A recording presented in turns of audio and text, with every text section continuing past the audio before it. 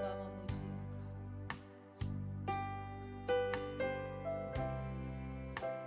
Engkau. Mari naikkan kedua tangan kita dan katakan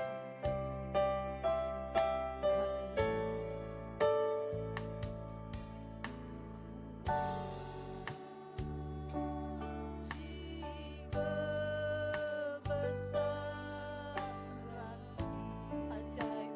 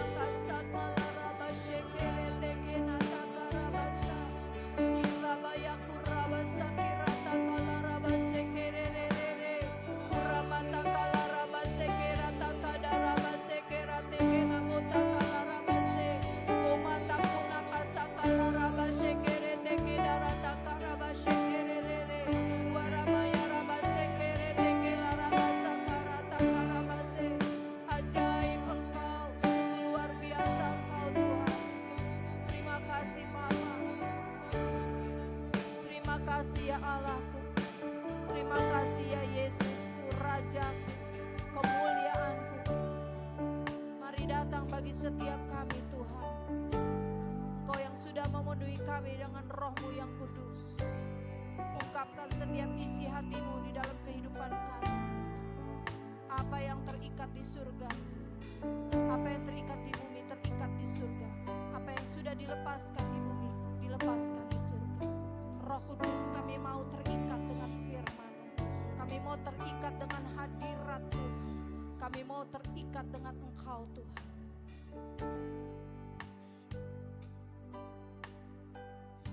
Hari ini minggu kedua dalam tahun 2025.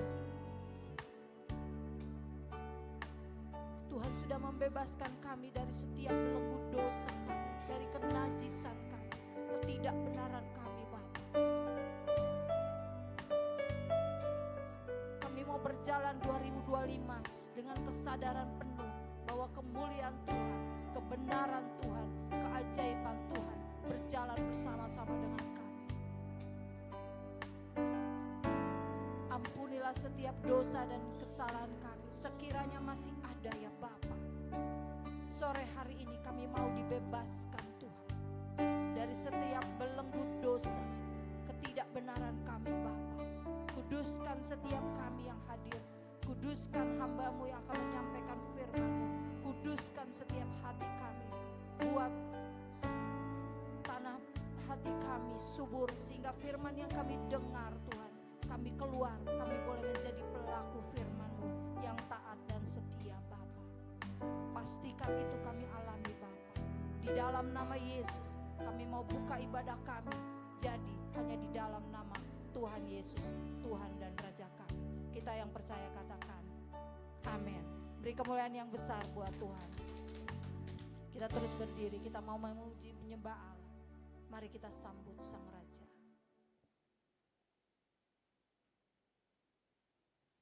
Haleluya.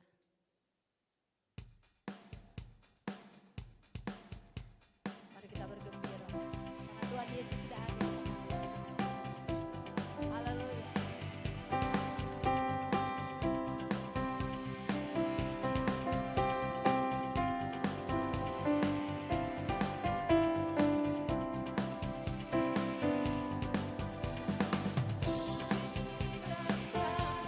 Sang Raja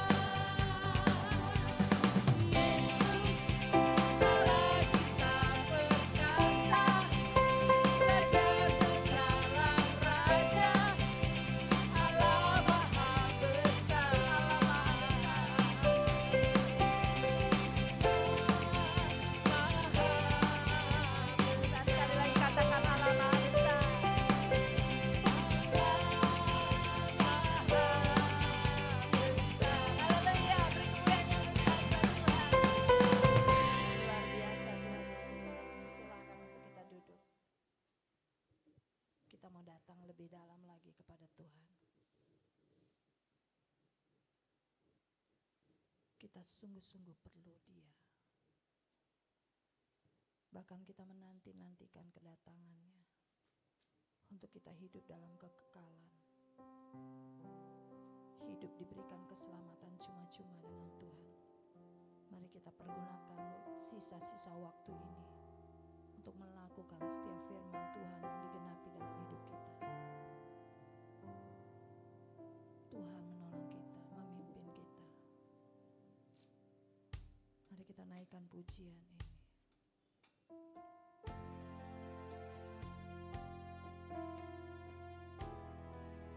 Urapi kami Bapa, untuk sungguh-sungguh mendengar firman, untuk melakukannya Tuhan.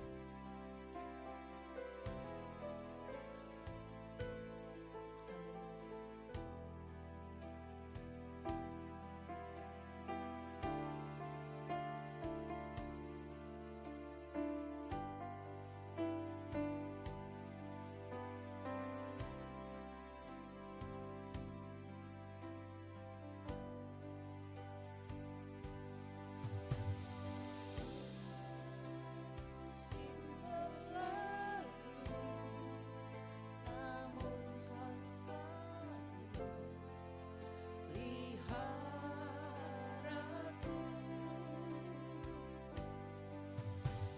Kasih dan setiamu tak pernah layu di hidupku.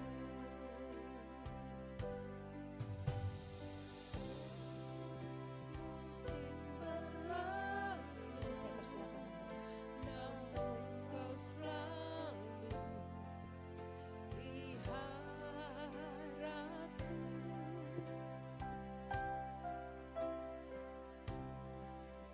Dan setiamu tak pernah layu di hidupku. Lebih luas dari samudra, baikan-Mu Bapa takkan habis di hidupku. Lebih tinggi dari cakrawala, tak terbatas kasih-Mu. Sungguh ku bersyukur. Mari kita bangkit berdiri bersama-sama.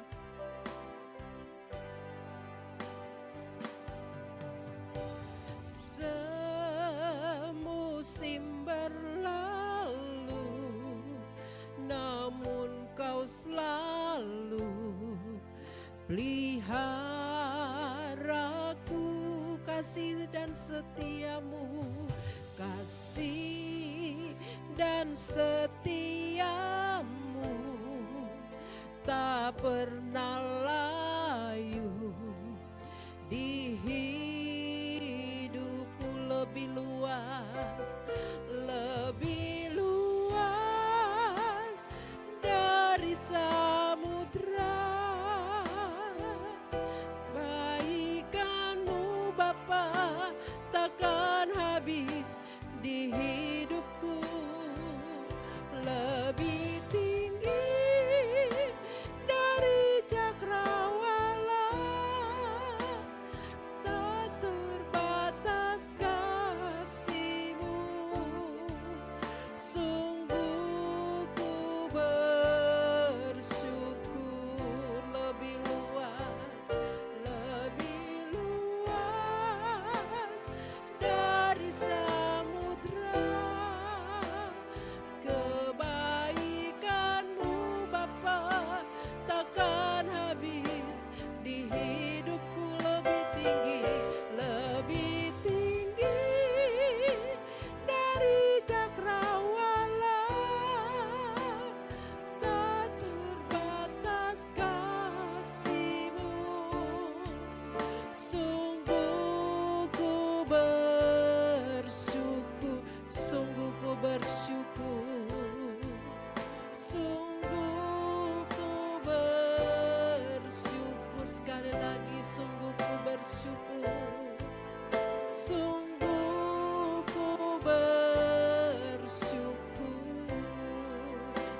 bersyukur kepada Dia. Kami bersyukur kepadamu Tuhan. Kasih setiamu yang luar biasa dalam hidup kami, pemeliharaanmu, penjagaanmu Tuhan. Engkau Allah yang selalu ada bagi kami. Semua bisa berganti, waktu berganti, tapi Engkau tetap sama. Kasih setiamu, kebaikan, kemurahan, kebajikanmu Tuhan selalu mengikuti kehidupan kami. Tak terbatas kuasamu, tak terbatas kasih-Mu, anugerah-Mu Tuhan. Kami memuji Engkau dan kami bersyukur Tuhan, sebab Engkau adalah Allah yang ada dan tetap ada sampai selama-lamanya Tuhan. Kami memuji Engkau dan mengagungkan Engkau Tuhan. Terima kasih Tuhan. Syukur bagi nama-Mu Yesus. Bapa di sorga, dan pada saat ini Engkau memberikan kami kesempatan yang luar biasa, di mana kami pun bisa mendengarkan firman-Mu. Kami percaya Tuhan, bahwa Engkau Allah yang suka bicara dengan umat-Mu. Engkau tidak tinggal diam, tapi Engkau mau ngobrol dengan kami. Engkau mau memberitahukan apa yang menjadi isi hati-Mu, apa yang menjadi kehendak-Mu bagi kami Tuhan. Oleh karena itu Tuhan, kami mau menyerahkan pendengaran kami, setiap perhatian kami, tubuh jiwa roh kami kepadamu Tuhan. Kami mau menaklukkannya di dalam nama Yesus. Apa-apa yang bisa mencuri perhatian kami tolak itu di dalam nama Yesus. Biarlah sungguh-sungguh Tuhan, firman-Mu akan bekerja dalam hidup kami. Terima kasih Tuhan, urapilah hamba-Mu, urapilah setiap kami Tuhan. Terima kasih Bapa, dalam nama Yesus kami siap mendengarkan firman-Mu. Haleluya, amin. Silakan duduk saudara. Shalom. Apa kabar? Puji Tuhan. Sekali lagi selamat tahun baru kepada kita semua. Baik saudara, kita akan membaca firman Tuhan di dalam Injil Matius 8. Saya akan baca dari ayat 1 sampai ayatnya yang ke-17. Matius 8 ayat 1 sampai 17. Demikian bunyi firman Tuhan.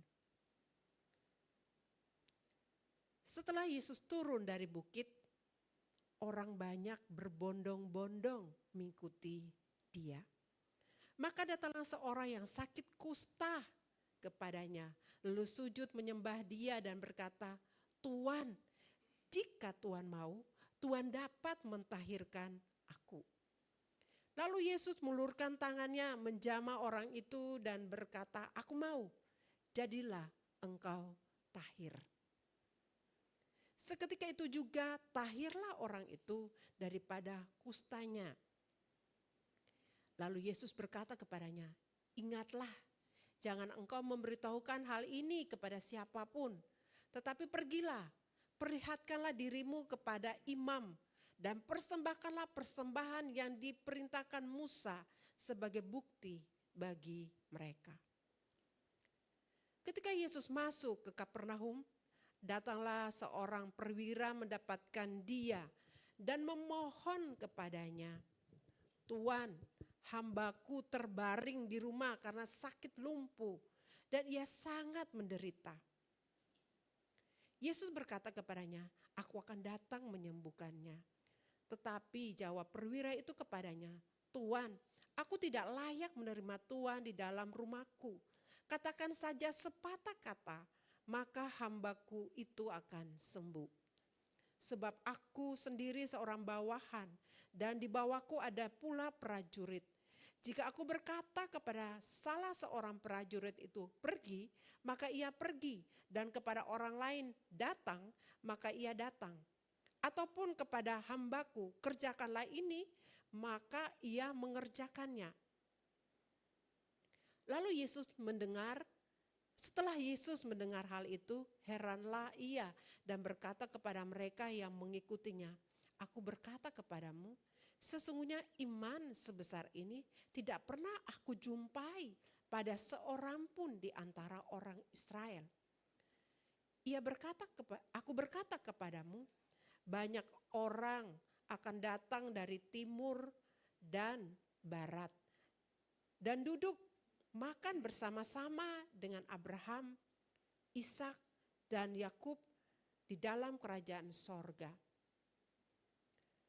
Sedangkan anak-anak kerajaan itu akan dicampakkan ke dalam kegelapan yang paling gelap. Di sanalah akan terdapat ratap dan gertak gigi. Lalu Yesus berkata kepada perwira itu, pulanglah dan jadilah kepadamu seperti yang engkau percaya. Maka pada saat itu juga sembuhlah hambanya. Setibanya di rumah Petrus, Yesus pun melihat ibu mertua Petrus terbaring karena sakit demam. Maka dipegangnya tangan perempuan itu, lalu lenyaplah demamnya. Ia pun bangunlah dan melayani dia.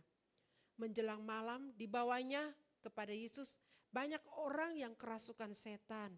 Dan dengan sepatah kata Yesus mengusir roh-roh itu dan menyembuhkan orang-orang yang menderita sakit. Hal itu terjadi supaya genaplah firman yang disampaikan oleh Nabi Yesaya. Dialah yang memikul kelemahan kita dan menanggung penyakit kita. Puji Tuhan saudara, kalau kita melihat di ayat yang pertama dikatakan setelah Yesus turun dari bukit, orang banyak berbondong-bondong mengikuti dia. Jadi kita dapat melihat di sini bahwa kalau kita baca ayat-ayat sebelumnya, pasal sebelumnya itu adalah khotbah di bukit. Peristiwa khotbah di bukit. Jadi ini adalah salah satu yang terjadi setelah khotbah di bukit. Di mana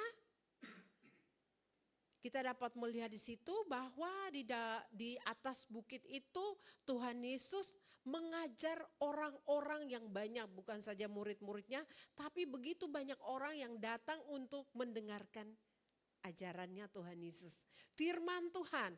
Jadi mereka begitu luar biasanya, begitu terpesonanya sehingga mereka begitu tertarik untuk mendengarkan firman Tuhan.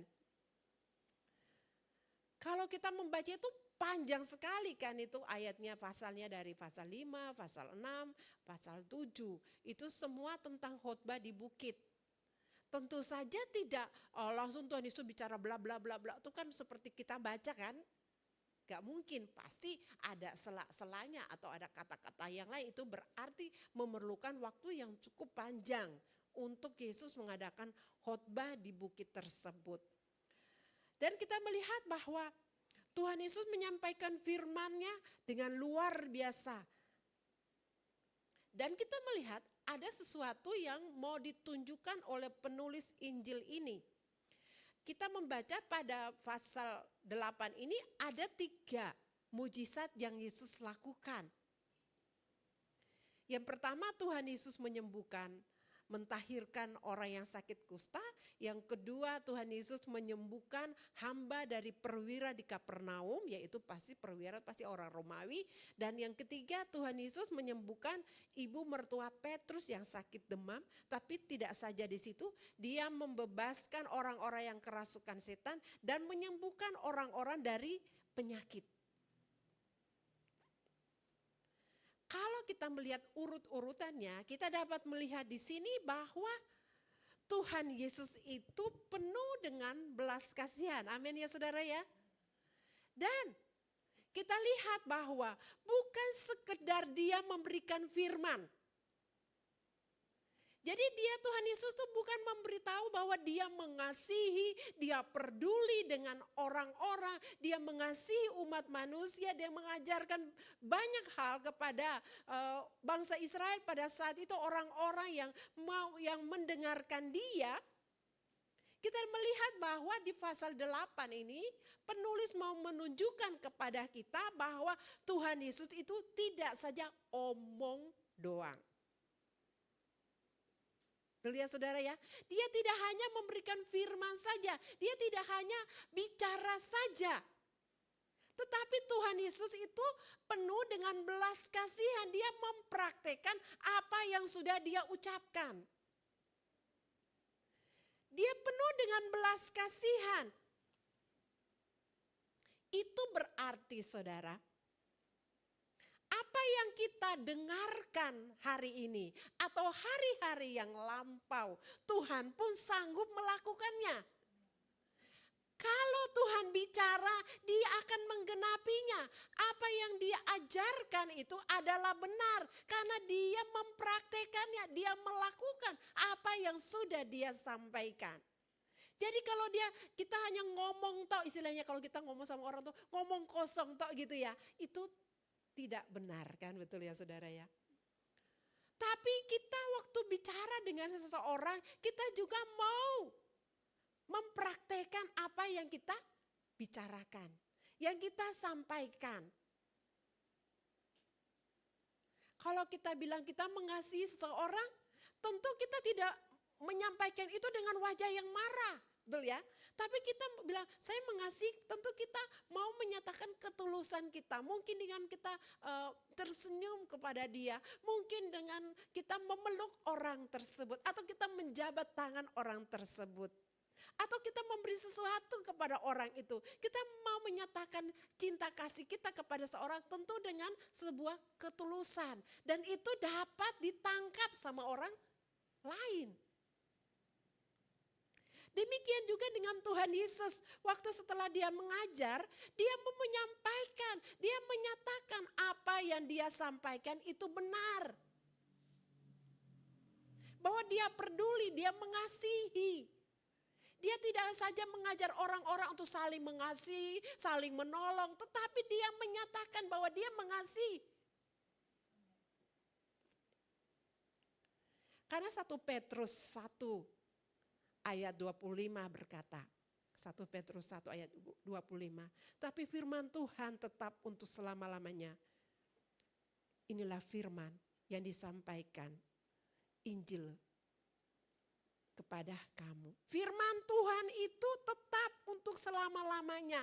Apa yang Tuhan Yesus sudah disampaikan akan tetap selama-lamanya akan terjadi. Karena itu saudara, kita sebagai anak-anak Tuhan, apa yang kita ucapkan, apa yang telah kita dengarkan, kita mau itu digenapi dalam hidup kita. Kita mau itu menjadi realitas dalam hidup kita. Tuhan menyampaikan dan itu menjadi realitas. Dia mempraktekkan di dalam kehidupannya, itu nyata. Jadi kalau kita mendengarkan firman Tuhan, yakinlah. Amin saudara, percayalah. Bukan saja 2000 tahun yang lalu dia mengajarkan, dia menyampaikan firman-Nya. Dan dia menyatakan mujizat-mujizat kepeduliannya kepada orang-orang. Tapi hari ini pun masih sama. Ulangan 5 ayat 10 berkata, tetapi aku menunjukkan kasih setiaku kepada beribu-ribu orang. Yaitu mereka yang mengasihi aku dan yang berpegang pada perintah-perintahku. Ulangan 7 ayat 9 berkata, sebab itu haruslah kau ketahui bahwa Tuhan Allahmu dialah Allah. Allah yang setia, yang memegang perjanjian dan kasih setianya terhadap orang yang kasih kepadanya. Dan berpegang kepada perintahnya sampai kepada beribu-ribu keturunan. Wow, luar biasa amin saudara.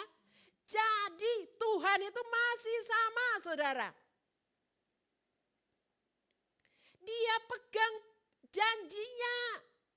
Kalau kita sudah dengar firman Tuhan, kita juga mau pegang firman-Nya, perintah-perintahnya, kita mengasihi firman-Nya, kita cintakan firman Tuhan. Karena dia setia. Dia akan menggenapi firman-Nya. Dia akan menyatakan kebaikannya, kata firman Tuhan, kepada beribu-ribu keturunan. Wow, luar biasa. Dan saya mau itu pun terjadi kepada saya dan saudara. Amin. Kita juga mau mendapat bagian dari firman ini. Ini bukan bicara yang omong kosong. Tuhan Yesus tidak omong kosong.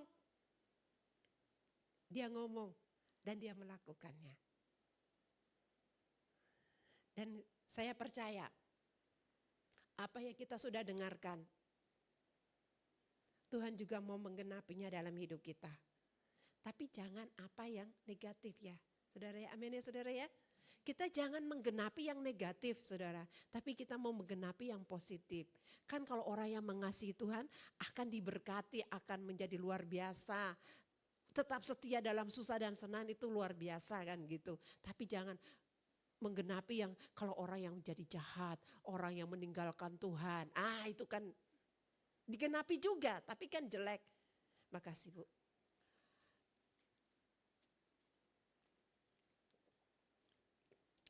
Luar biasa Tuhan kita.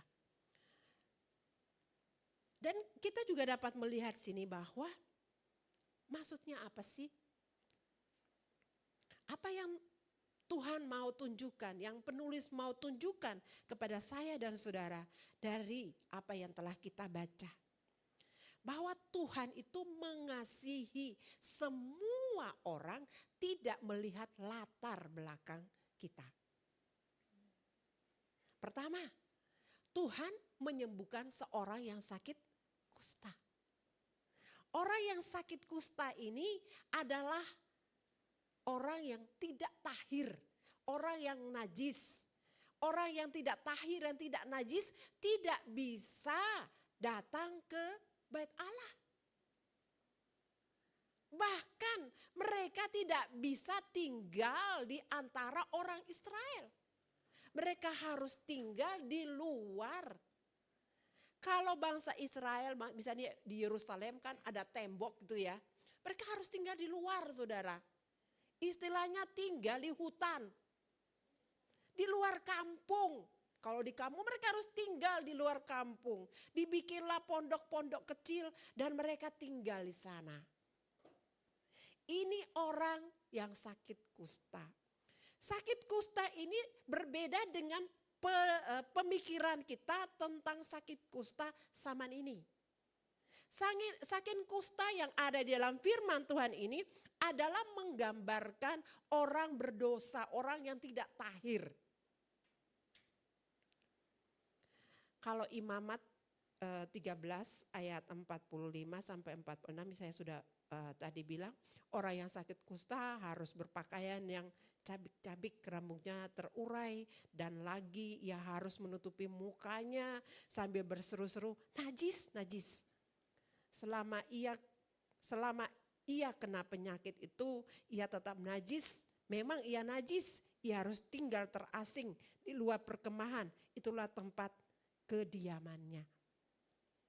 Jadi saudara ini terpisah saudara. Dia terpisah dengan orang lain. Apalagi dengan Tuhan saudara. Terpisah karena dia adalah najis. Sedangkan Tuhan itu kudus. Sekali peristiwa mungkin saudara sudah tahu Panglima Naaman ya saudara ya. Dia dibilang sama istrinya dan istrinya dapat dari pembantunya dan pembantu orang Israel bilang kalau di Samaria ada hamba Tuhan yang bisa menyembuhkan. Lalu dia minta surat dari rajanya pergi ke Samaria. Sampai sana raja Samaria itu raja Israel mengkoyakkan bajunya. Lalu rajanya bilang begini saudara, saya akan baca 2 Raja-Raja 5 ayat 7. Segera sesudah Raja Israel membaca surat itu, dikoyahkannya pakaiannya serta berkata, Allahkah aku ini yang dapat mematikan dan menghidupkan. Sehingga orang ini mengirim pesan kepadaku supaya kusembuhkan orang dari penyakit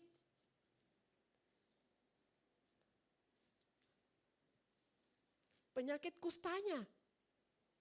Tetapi sesungguhnya perhatikanlah dan lihatlah ia mencari gara-gara terhadap aku. Jadi perhatikan di sini, Raja Israel Dan ini adalah pendapat dan semua penilaian yang ada di bangsa Israel. Orang sakit kusta tidak bisa disembuhkan, hanya Tuhan yang bisa. Jadi dia bilang, aku nih Tuhan. Gak bisa, karena gak ada dokter yang bisa menyembuhkan orang yang sakit kusta. Dengan kata lain, ini karena dosa. Gitu loh. Ini karena dosa lah, siapa yang bisa? Hanya Tuhan. Makanya dia bilang, memangnya aku Allah, memangnya aku Tuhan. Yang bisa menghidupkan orang mati apa bagaimana, kan gak mungkin. Jadi kita dapat melihat di sini bahwa kalau orang sakit kusta urusannya itu hanya sama Tuhan. Karena itu orang sakit kusta di Israel tidak pergi ke dukun. Artinya maksudnya dukun-dukun yang sembuh-sembuhin orang itu ya saudara. Atau pergi kepada tabib, ke dokter. Orang sakit kusta tidak pergi ke tabib.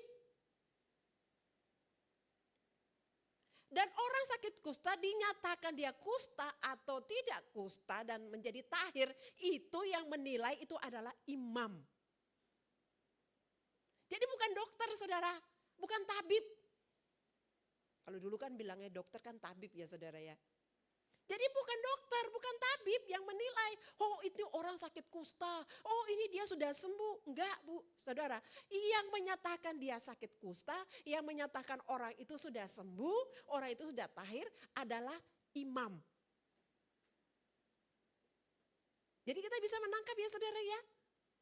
Ini sakit kusta yang berbeda karena ini sangat menular, jadi gak boleh dia ada di antara bangsa Israel. Saya itu punya saudara sepupu, masih sepupu lah begitu ya sama kakek saya. Jadi saya panggil nenek juga. Dia sakit kusta saudara. Kebetulan saya tinggal di Saparua ya, walaupun saya tidak di kotanya, di desa.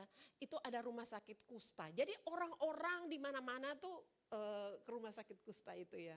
Lalu saudara ini sakit kusta saudara. Itu saya bisa melihat jari-jarinya itu ya meleleh. Dan diikat pakai kain gitu ya saudara. Dari yang itu terus mulai putus. Itu ada di jari dan jari-jari tangan dan jari-jari kaki. Yang saya lihat itu ya saudara. Ngeri saudara. Lihatnya, kasihan sekali. Mau dia bersih seperti apa? Orang ini sangat bersih sekali. Dan orang itu, nenek itu cantik, putih gitu ya saudara. Cantik sekali. Tapi dia menderita sakit kusta.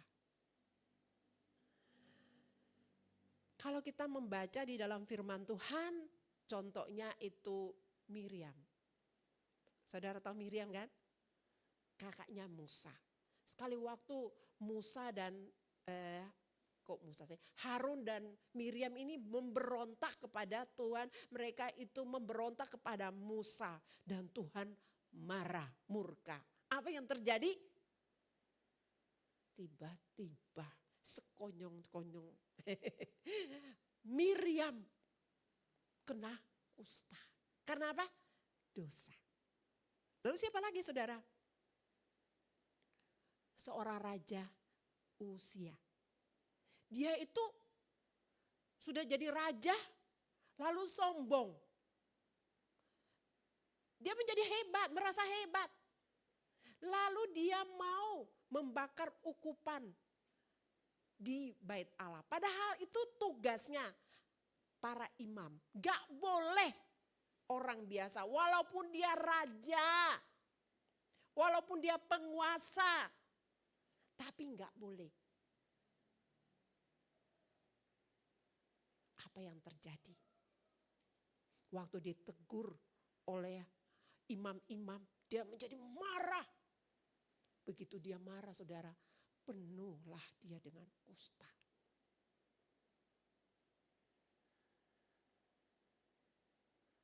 Jadi kita melihat di sini bahwa kustanya ini adalah karena dosa.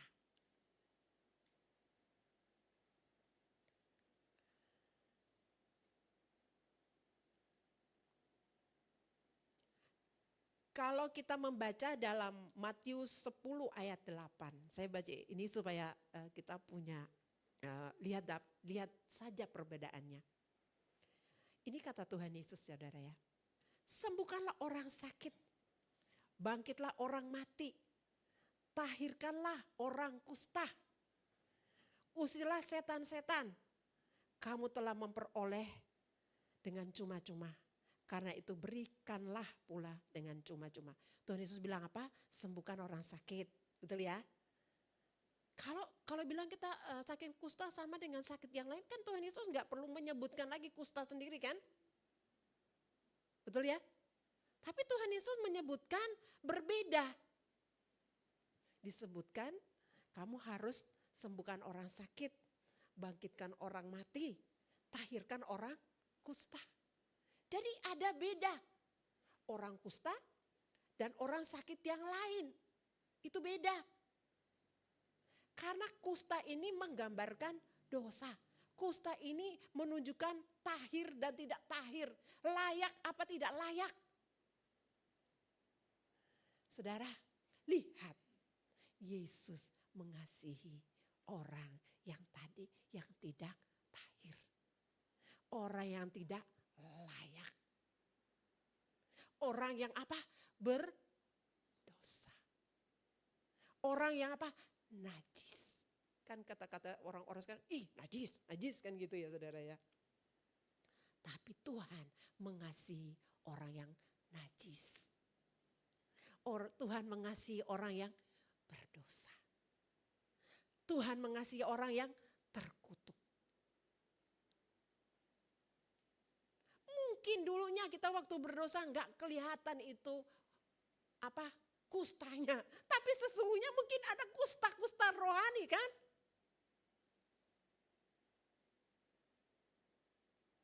Tapi Tuhan mengasihi. Tuhan Yesus mengasihi. Tuhan Yesus peduli. Walaupun orang itu najis, orang itu penuh dengan dosa, orang itu ditolak orang lain karena dia tidak layak. Tapi Yesus masih mau menolong. Dia datang kepada Tuhan Yesus dan bilang, Tuhan kalau Tuhan mau. Percaya bahwa Tuhan sanggup. Karena dia bilang itu kalau Tuhan mau. Dapat mentahirkan. Yang kedua, siapa yang ditolong oleh Tuhan Yesus? Tuhan Yesus mengasihi orang yang dikatakan orang kafir. Amin saudara. Kan perwira ini kan orang kafir. Orang yang tak bersunat dan hambanya pasti bukan orang Israel saudara. Mana ada orang Israel mau tinggal di rumahnya orang kafir. Mereka kan tidak bersahabat. Apalagi tinggal di rumah orang kafir nggak boleh. Tapi Yesus mengasihi orang kafir. Tuhan Yesus mengasihi orang yang non-Yahudi. Oh, Tuhan Yesus pun mati bagi orang-orang yang belum percaya kepadanya, dengan kata lain begitu. Kita dulu juga adalah orang-orang yang terhilang. Tapi Yesus mengasihi. Efesus 2 saya akan baca mulai dari ayat 11. Efesus. Karena itu ingatlah bahwa dahulu kamu sebagai orang-orang bukan Yahudi menurut daging, yang disebut orang-orang tak bersunat oleh mereka yang menamakan dirinya sunat, yaitu sunat lahiriah yang dikerjakan oleh tangan manusia. Bahwa waktu itu kamu tanpa Kristus tidak masuk kewargaan Israel dan tidak mendapat bagian dalam ketentuan-ketentuan yang dijanjikan, tanpa pengharapan, tanpa Allah di dalam dunia. Tetapi sekarang di dalam Kristus Yesus Tuhan, kamu yang dahulu jauh sudah menjadi dekat oleh darah Kristus. Karena dialah damai sejahtera kita yang telah mempersatukan kedua pihak dan yang telah merubuhkan tembok pemisah, yaitu perseteruan. Sebab dengan matinya sebagai manusia, ia telah membatalkan hukum Taurat dengan segala perintah dan ketentuannya untuk menciptakan keduanya menjadi satu manusia baru di dalam dirinya. Dan dengan itu mengadakan damai sejahtera. Dan untuk memperdamaikan keduanya di dalam satu tubuh dengan Allah dan salibnya. Dengan melenyapkan perseteruan pada salib itu. Ia datang dan memberitakan damai sejahtera kepada kamu yang jauh. Dan damai sejahtera kepada mereka yang dekat. Karena oleh dia kita kedua pihak dalam satu roh beroleh jalan masuk kepada Allah. Kita bersyukur kepada Tuhan. Kita dulu itu jauh. Kita itu dulu terbuang. Sesungguhnya kita ini adalah ranting yang terbuang tapi dicangkokkan Tuhan. Amin saudara. Karena itu mari kita bersyukur kepada Tuhan. Kita mau bergiat di dalam Tuhan. Jangan kita sepelekan itu pengorbanan Kristus yang luar biasa. Kalau dia tidak menyayangkan ranting cabang yang asli. Lah kalau cabang-cabang kita yang hanya ditempelin, kalau kita sembrono bagaimana saudara? Tuhan mengasihi kita. Walaupun dulu kita adalah termasuk orang-orang kafir. Kita dulu adalah orang-orang yang tidak mengenal Allah. Kita dulu orang-orang yang berdosa. Tapi kita diperdamaikan dengan Tuhan. Bahkan kita diperdamaikan satu dengan yang lain. Dan kita menjadi satu umat di dalam Tuhan. Apakah dia orang Israel asli, apakah dia orang Israel secara rohani. Semua yang bertobat, yang ada di dalam Kristus, kita menjadi gerejanya. Kita menjadi umatnya. Sebab itu kita bersyukur kepada Tuhan. Dia sungguh-sungguh mengasihi kita. Dan yang ketiga saudara, Tuhan tidak memandang latar belakang. Kita dapat melihat bahwa Tuhan Yesus menyembuhkan ibu mertua dari Petrus. Tuhan tidak memandang gender. Amin. Gak lihat, oh ini laki-laki, oh ini perempuan. Gak begitu. Apalagi pada zaman itu saudara, itu kan ada pemisahan yang luar biasa. Sekarang aja masih di daerah timur tengah sana, ya kan? Apalagi pada zaman Tuhan Yesus. Gak sembarang saudara. Sekarang aja masih ada kan? Masih ada sedikit-sedikit, masih terasa. Karena itu yang mau ada orang atau suku tertentu yang mengutamakan anak pria. Kalau belum punya anak laki-laki, suruh cari istri lain. Biar punya anak laki-laki. Suruh melahirkan lagi, melahirkan keluar cewek. Melahirkan lagi keluar cewek. Suruh lagi karena ingin punya anak laki-laki. Ada perbedaan. Tapi Tuhan Yesus tidak membedakan saudara. Mau laki-laki, mau perempuan, semua dikasihi Tuhan sama indahnya. Galatia 3 ayat 28. Galatia 3 ayat 28. Dalam hal ini tidak ada orang Yahudi atau orang Yunani. Tidak ada hamba atau orang merdeka. Tidak ada laki-laki atau perempuan. Karena kamu semua adalah satu di dalam Kristus Yesus. Karena itu saya bisa sekarang berdiri di depan. Tapi kalau sama dulu enggak mungkin. Tapi karena kasih Tuhan. Karena Kristus sudah memperdamaikan. Saya bisa berdiri di depan saudara. Dan saudara yang pria-pria mau dengarkan saya. Amin saudara. Karena saudara tidak mendengarkan saya, saudara sementara mendengarkan Tuhan. Tuhan tidak membedakan saudara. Apakah dia najis atau dia orang kafir, dari suku mana, bangsa mana. Enggak, tidak membedakan, oh ini perempuan, ini laki-laki. Tuhan mengasihi semua orang. Karena itu kita dapat melihat bahwa di situ Tuhan Yesus mengasihi semua orang. Karena itu dibilang Tuhan membebaskan orang-orang yang kerasukan roh-roh jahat, kan di firman Tuhan itu bilang. Dan dia menyembuhkan orang-orang yang menderita sakit. Kita dapat melihat di sini bahwa Tuhan itu peduli kepada setiap orang tuh masalah tubuh, jiwa, dan roh.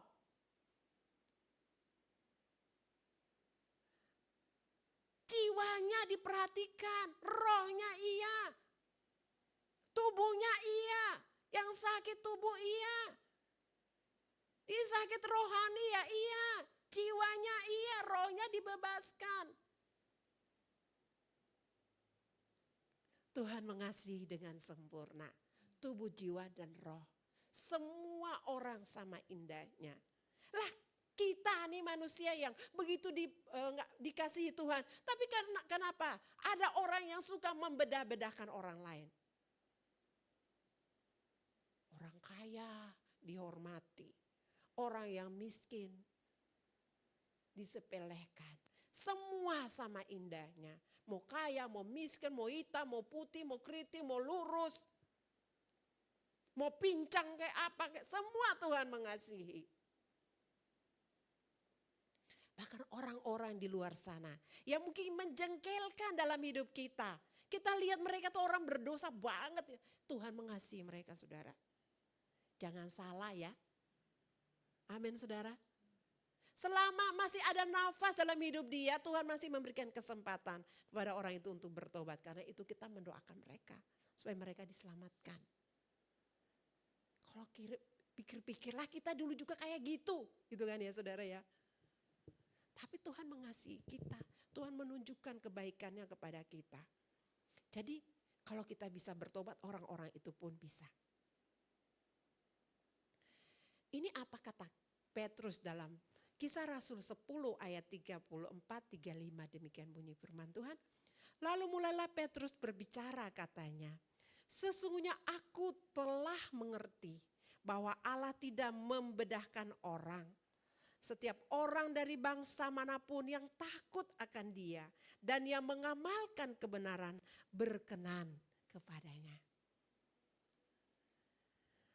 Saudara,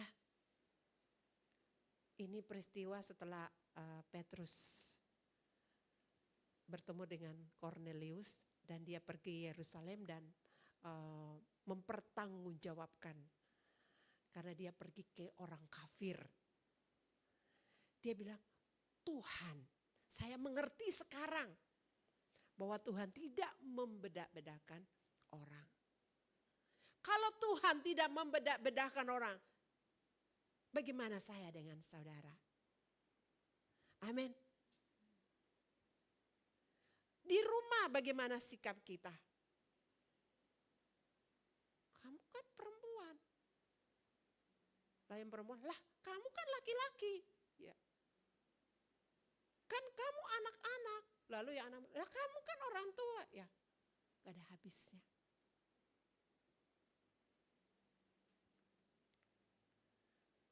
Tuhan mengasihi semua orang. Apapun latar belakangnya. Apapun kondisinya. Kita jangan menilai orang dari tampilan luarnya.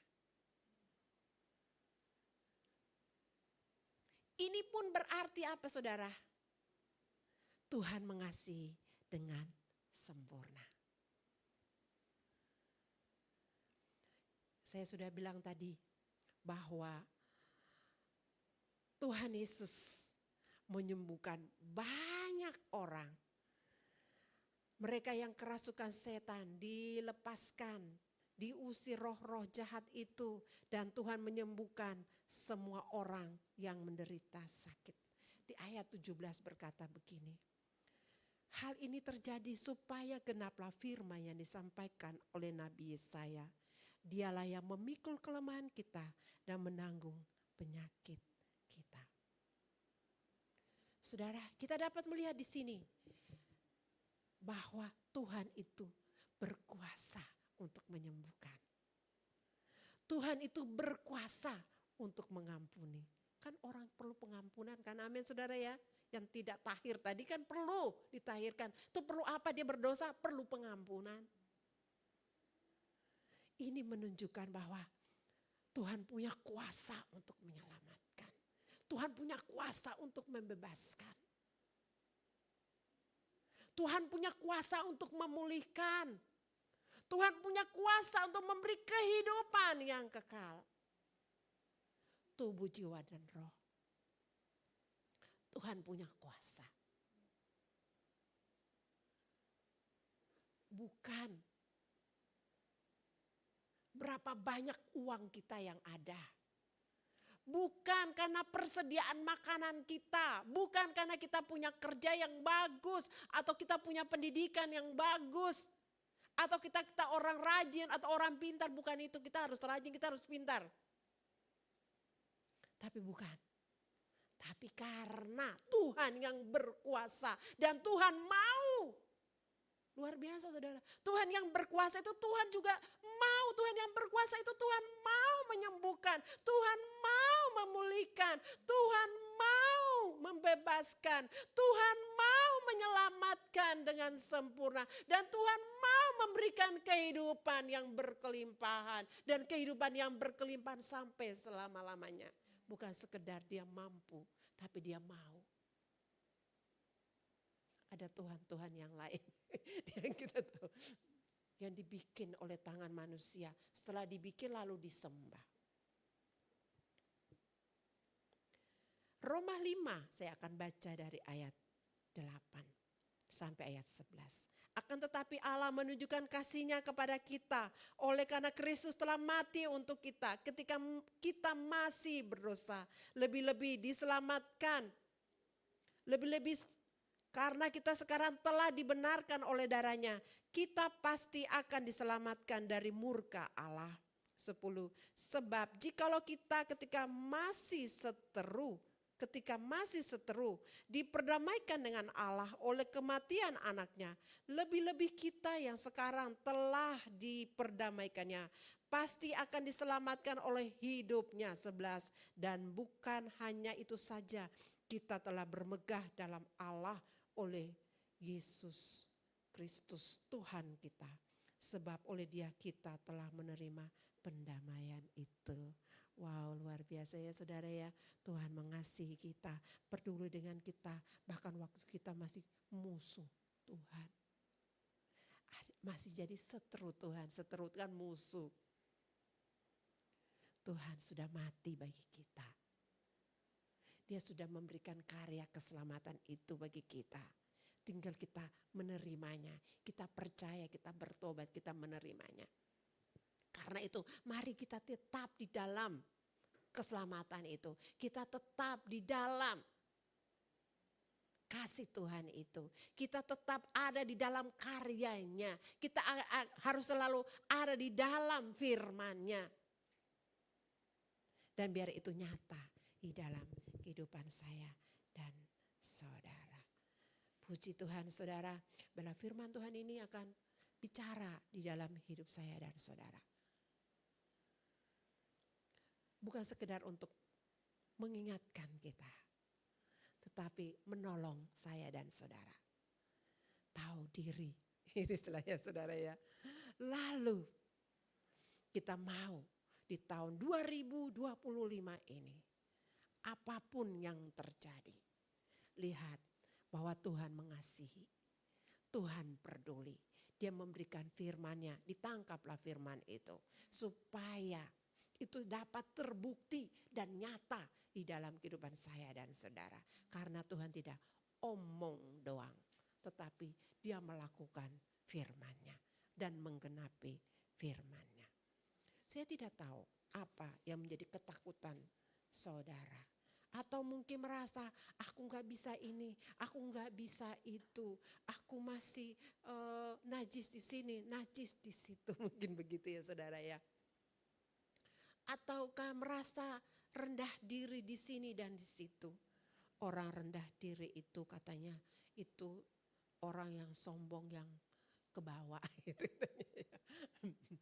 Ya. Tapi kita harus merendahkan hati kita kepada Tuhan. Baik saudara, kita akan datang kepada Tuhan. Mari kita merendahkan diri kepada Tuhan. Kita mau datang kepada Tuhan dan kita bilang, Tuhan aku mau supaya Engkau tolong saya. Tuhan aku percaya Engkau sanggup. Apapun kondisiku, saya tahu bahwa Tuhan mengasihi saya. Kita akan datang kepada Tuhan, kita akan memuji Tuhan. Yesus kau kebenaran yang menyelamatkanku.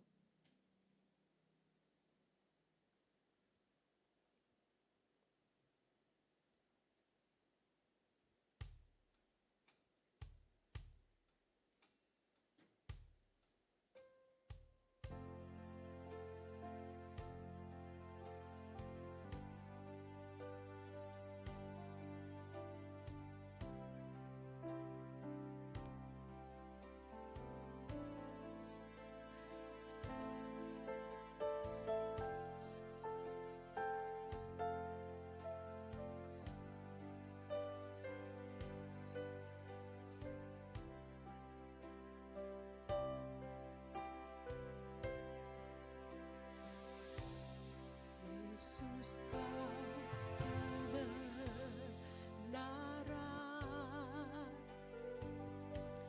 yang menyelamatkanku. Kau memberikanku hidup dan pengharapan.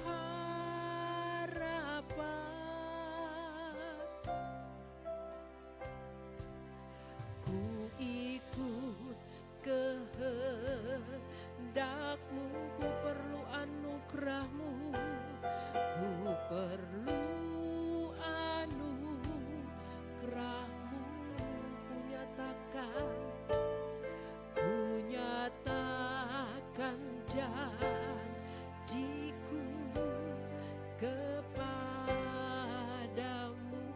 Mari kita beri bersama-sama. Kita mau menyatakan komitmen kita bagi Tuhan.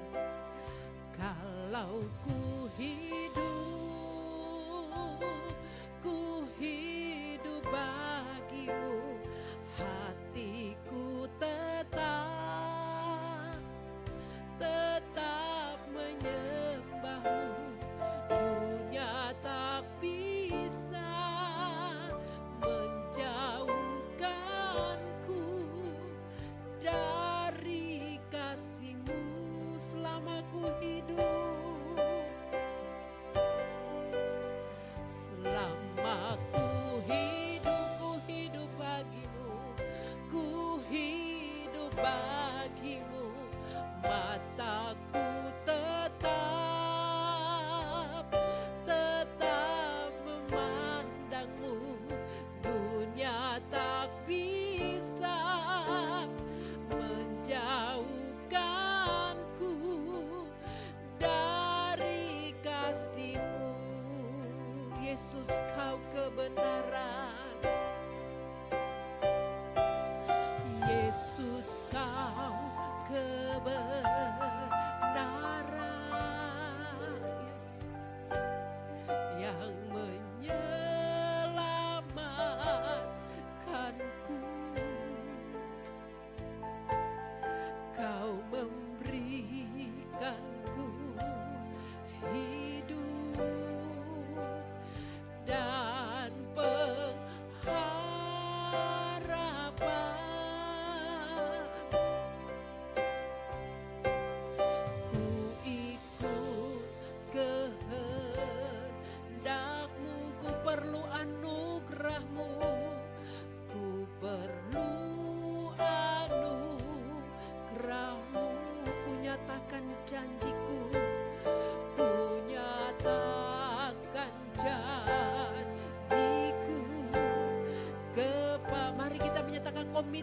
sambil kita mengangkat tangan kita kepada Dia. Kalau ku hidup, kalau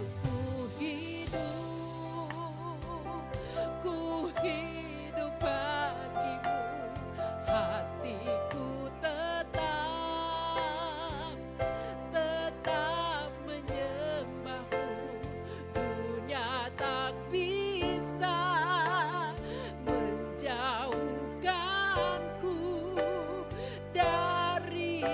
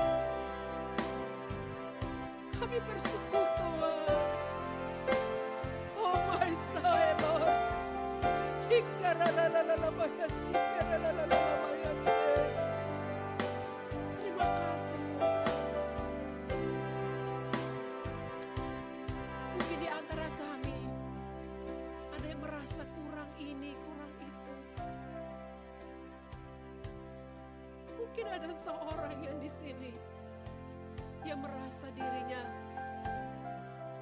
masih ada kenajisan. Tuhan, dengan firman-Mu ini bicara kepada kami.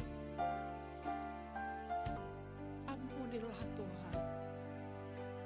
Tahirkanlah Tuhan. Pulihkanlah Tuhan.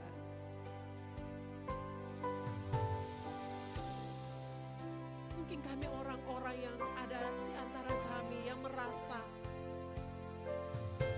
terlalu hina atau terlalu kecil, atau terlalu bodoh, atau terlalu miskin, atau bagaimana.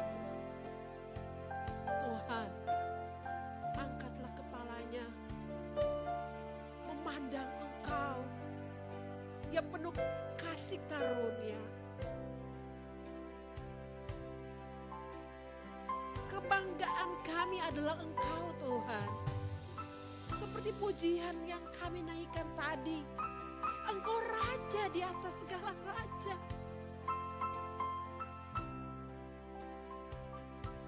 Mungkin kami terbatas dengan mata roh, mata jasmani kami. Tapi kalau kami merenungkan itu, menginsafi itu, Tuhan kami, Mesias kami adalah Raja di atas segala raja, Tuhan di atas segala Tuhan. Engkau rela mati bagi kami. Siapakah yang dapat merendahkan kami, Tuhan? Tidak ada, Tuhan. Tidak ada kata-kata yang dapat membunuh kami, iman kami kepadamu. Tidak ada kata-kata yang bisa menjatuhkan kami. Karena kami punya Tuhan yang membela kami. Dan tidak ada perlakuan siapapun di bumi ini yang bisa mencuri keselamatan yang telah Engkau berikan kepada kami. Kami adalah biji mata-Mu, Tuhan. Kami adalah umat kepunyaan-Mu, Tuhan, yang telah Engkau beli dengan darah-Mu dan lunas, Tuhan. Kami sudah dibersihkan, kami sudah ditahirkan, kami diberkati, kami dipulihkan, kami disembuhkan. Dunia boleh pandang hina, tetapi Engkau memandang berbeda. Kami berharga di mata-Mu, Tuhan. Dan biarlah kami juga memandang orang-orang lain di sekitar kami adalah jiwa-jiwa yang berharga di mata-Mu. Orang-orang yang berharga di mata-Mu juga. Terima kasih Tuhan. Bila firman ini bicara kepada kami, saya tidak mengerti apa yang terjadi, yang dialami, apa menjadi kekhawatiran dari umat-Mu. Tapi aku percaya bahwa firman-Mu akan bekerja dan mengejar mereka, Tuhan. Sehingga sampai mereka menjadi sempurna di dalam Engkau. Syukur bagi Engkau, Tuhan. Terima kasih Bapa. Di dalam nama Yesus kami bersyukur dan berdoa. Amin. Silakan duduk saudara. Saya serahkan bagi Pak Sam.